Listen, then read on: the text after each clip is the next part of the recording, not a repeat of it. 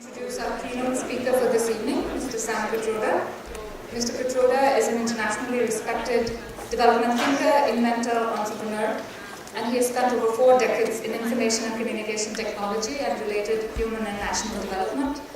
Having laid the foundation for India's telecommunications revolution during his tenure as advisor to the Prime Minister Rajiv Gandhi, Mr. Pitroda has been a leading campaigner to help bridge the global digital divide. More recently, Mr. Pitroda was chairman of India's National Knowledge Commission, setting the stage for comprehensive reforms in education and associated knowledge domains. Currently, he is the advisor to the Prime Minister on Public Information Infrastructure and Innovation.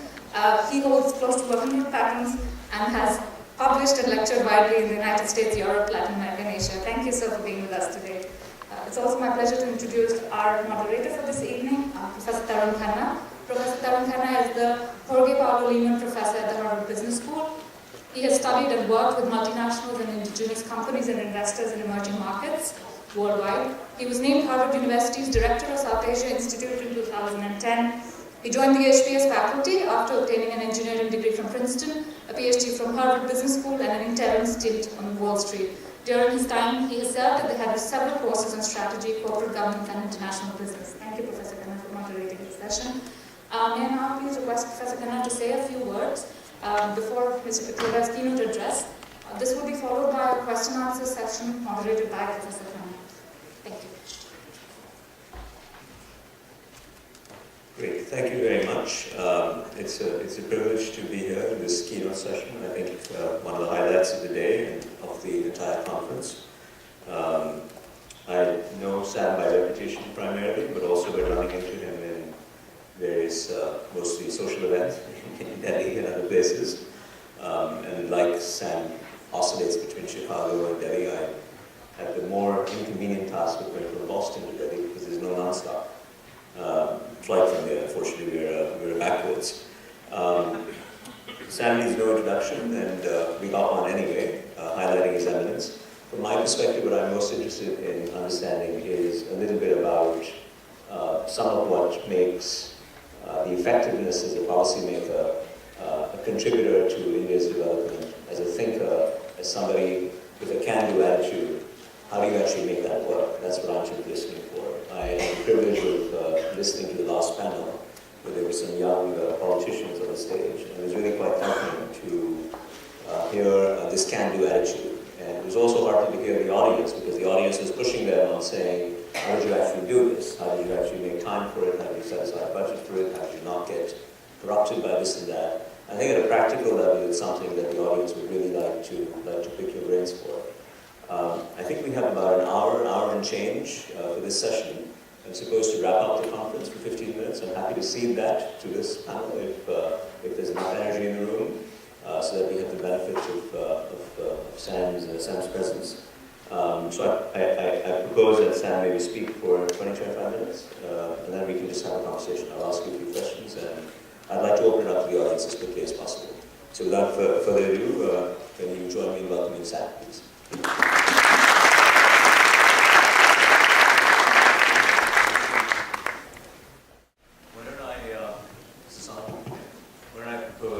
We had a session that was supposed to be 6:45, and I propose we just merge it and keep going because we want to lose the opportunity of some interaction with Sam. Sorry, I took longer than I thought. That's fine. I'm glad great speech. See, invited me. Just a couple of comments before I open it up.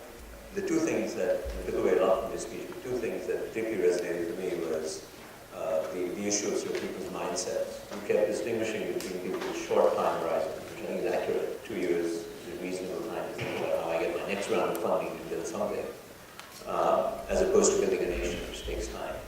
And you talked about the mindsets of people in America versus India, things of that nature. And I found myself thinking, how does one shape these mindsets? And is there a role for people like this, including myself and others, to play in contributing to, in this case, India, that we feel strongly about? The second thing that really resonated with me, and I think it's perhaps specific to our business school, maybe Kennedy School a little bit, and less to other parts of the university, is the issue of being immersed in a problem to solve it. For instance, the mango problem is that if you're out there interacting with people, then you see the need, and you can go to the science, as opposed to starting with the textbook and working out. I just want to comment on those two things. So I appreciate the work. It was great. Let me just open it up. If people who want to ask questions can keep it exceedingly short. Otherwise, I will rudely cut you off. And just quickly state your question. We'll accumulate 3 or 4, and then give Sam a chance to answer. Okay, go ahead. Very inspirational lecture. Thank you. Can you speak into the place? The mic on? Yeah. Very inspirational lecture. Thank you. How can we help? Okay. Next question. Yeah. No, just wait. Let's get 3 or 4. According to you, what are the strengths of India right now? Go ahead. Thanks, Mr. Pitroda. I had a question about when you mentioned letting go. When do you think is the time for the old leadership in India to let go, to make way for the young? Is that ever going to happen? Last one, please. Mr. Pitroda, you briefly mentioned about institutions and radicalization of democracy. I want to ask you, what do you think are the most important institutions that are lacking in India, and how can we come about this? The first question was, how can I help? I think first you have to change your mindset. You need to educate yourself a little more about what's going on in India. I find a lot of ignorance. People don't do their homework. They think, oh, nothing is going on in India. It's all because they read these newspapers and watch this TV with, Bollywood cricket and gossip. So that's their version of India. That's a very different India. So I would say first you got to educate yourself. You have to change for India to change. If you change, India will change. And then you got to be there. And believe me, sacrifice is important. If you're not willing to sacrifice, it's okay for you to do what you're doing and build your own career. I tell all young people, first, get a good job, make lots of money, be happy, build a family. Don't worry about India right now. Worry about yourself. Because if you will do well, later on, you will have time, experience, and energy to help. I always give this example. There was a guy in Bhopal many years ago. Jairam and I had gone to Bhopal, so he was at the airport and he was at this meeting and that meeting and I was doing this. So at the end I asked him, I said, who are you? I told Jairam, I said, Jairam, get that guy, I want to talk to him.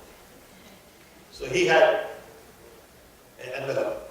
So he gave me this envelope. He said, Mr. Pitroda, this is for you, give it to Rajiv Gandhi. I have in there all the advice for Prime Minister. What he should do. So I said, that's funny.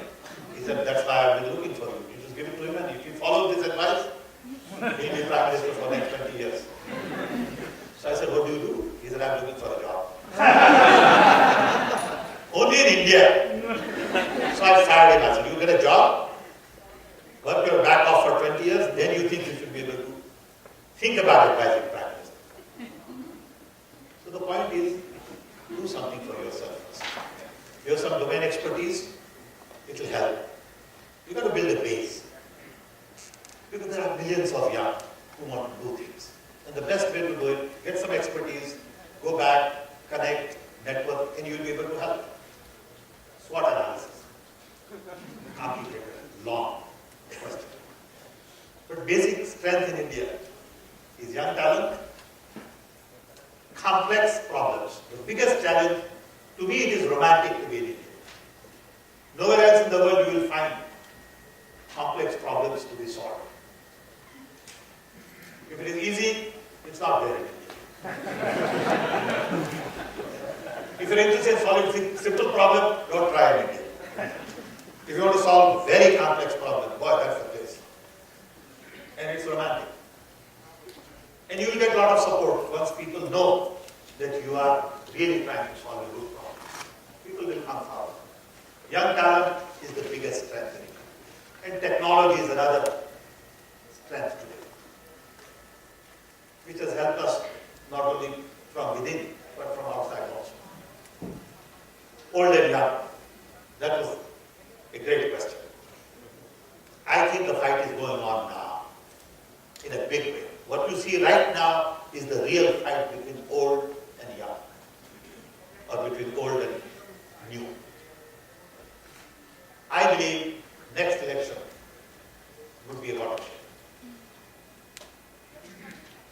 cannot have the kind of coalition government we have had in the past. Given a choice, I would like a stronger center. Because then you can just decide and move on. Look what happened on railways. We have done a great report on railways and it got derailed because of coalition government. So we need to decide that do we really want to keep our eye on the growth? If we want our eye on the growth, we need stronger center. And we need younger people in the system. Let them make mistakes, support them, build them, love them. Don't come in their way. They have their own way of doing it. And it is their world that they are building. Who are we to decide what they should build? We can give them support, tools, and back off. But Indians don't like to back off, older people. Including this. Because you see, for people like me, the time is too short. You know, we know that. I know that I have 5-10 years left. And I want to get so many things done. I don't have to work. I don't need work. I don't need a job. I don't have a job. I never had a job. You know, I do it because I think it needs to be done. You know?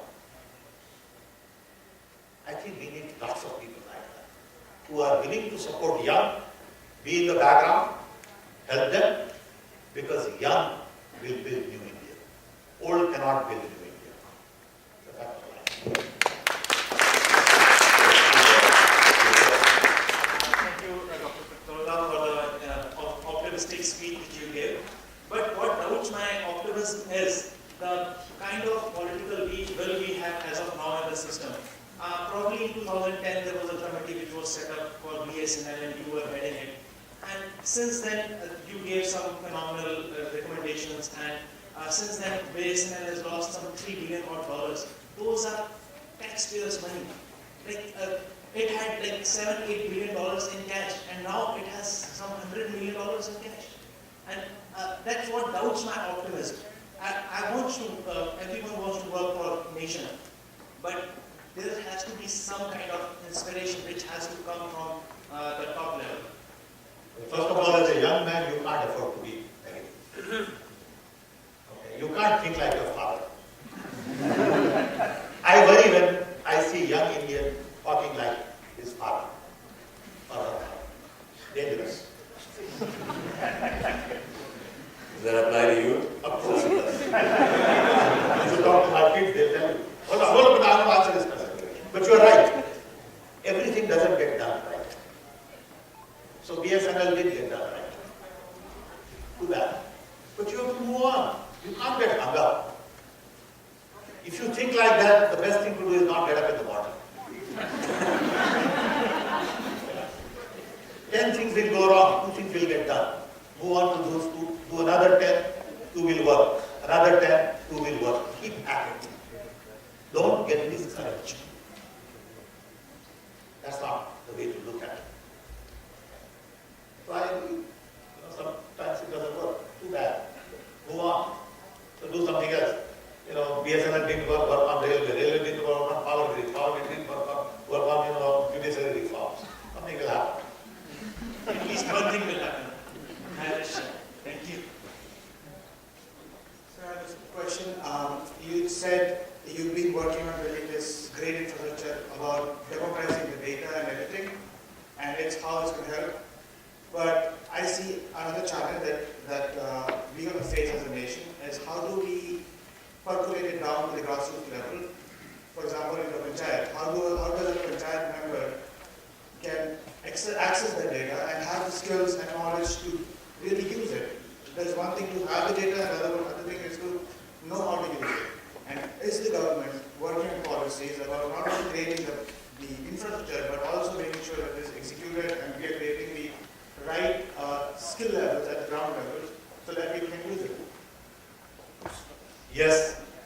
At every panchayat, there will be 2 young people. They will create jobs for 500,000 people.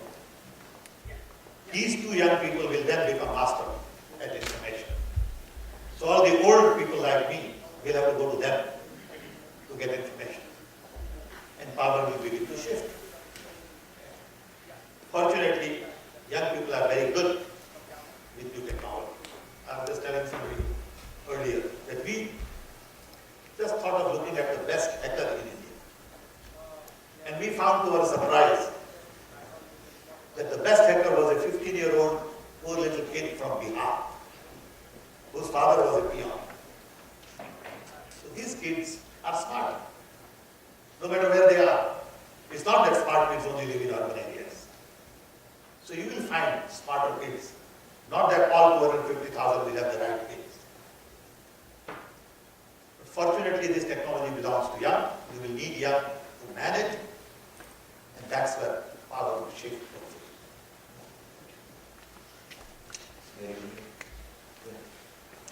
Thank you.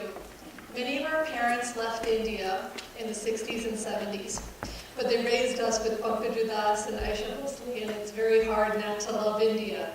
What do you think is the role of NRIs and their children? It all depends on individual. It depends on what you want to do, because each one of us have our own personal needs. The fact that we came here to learn and decided to stay here to learn says that these are the new roots we have found. But if you feel passionate and you want to go back to your grandfather's village and do something, it's all open. It's open to India is a democratic country. You can go anywhere, you can settle anywhere, you can do whatever you want to do. Nobody's going to bother you. It's up to you. You want to start a school, go do it. If you're from north, you want to start a school in south, go start in south. They're all welcome to you. So it's all up to you. But it's about giving, not about taking. And when you are ready to give, people will welcome you. They are smart. If you are taking, they'll figure that out. How smart. Very good. I have to ask you one question, if I may. A lot of, in panels, people were talking about corruption. And we spoke about it briefly also, that if you asked a group of people like this, how would you address corruption? And of course, India is fairly far down the ranking in corruption, as you know. There are hundreds of ideas. Some of them are pretty good, sounds to me. Some experiments are successful locally, but there's very little at scale. Can you comment somehow on the behavioral roots of this problem, or maybe the transition from new to old? Why are you optimistic implicitly about this problem being addressed? I have a different view on corruption. I can tell you that corruption is not a major issue. It's an issue. It's not a national issue, the way the media and everybody else who settle political scores tend to make it. I worked in India for 32 years. I've never taken a dime from anybody. I never paid anybody a dime. Okay? And I had a great time. I know lots of people who, before you start conversation, wants to give you money. So you take it. For some people, it's easy. Someone in media asked me once about corruption. I said, look, the only answer I can give you is I'm not corrupt. I can't say anything about my wife. The message was very different. The message was, each one of us will have to take responsibility ourselves. Guy who is complaining about corruption, he himself is corrupt. So corruption is blown a little out of proportion. Of course it's there, and of course we are all concerned and all that. Second question was, how do you scale? Any experiment, including this, right? I think scaling is a very big challenge. Partly because of Indian diversity. What works in north may not work in south, what works in east may not work in west. Languages, culture, festivals. You look at sound, smell, food, everything is so very different. But if you are passionate about scaling something, and if the idea is really that good, it will scale. Guaranteed. But it requires a lot of work. This comes back to the issue of time spans that people are willing to dedicate to something. I think we have time for a couple. If you want to solve a big problem, you've got to dedicate 20, 30 years. It is not a 5-year cycle. That I can tell you right now. You can learn that from Koreans and others.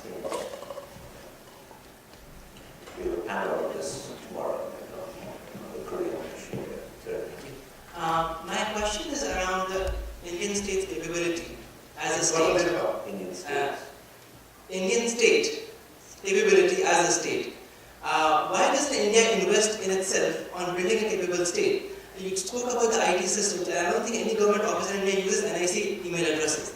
They all use Gmails, Hotmails, and Rediff right? That's one.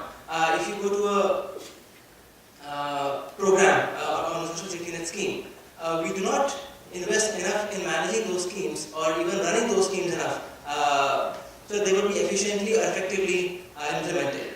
Why don't we think about those issues in India? That's my question to you. And if we do, what are we doing about it? And if you're not doing anything about it, then what and when will we do it? I haven't understood. Okay. He's saying, I'll repeat it if I may.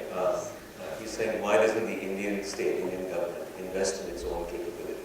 Of course, Indian government does invest in its own capabilities. What do you think all of this stuff is? His point is it's not working. Because the Indian state is not getting It's working, but it's not working at the pace you want. Okay. It's working. Of course it is working. Look, how did I get my master's degree in physics for $50 total for 6 years? It is working. Look at it differently. All of us, think of our parents and their parents, where they were and where we are now. Okay? That's the story of India. Don't forget that. My story, his story, his story is story of India. If we are successful, India is successful. You can't say that, look, I got everything and India is failure. It's funny.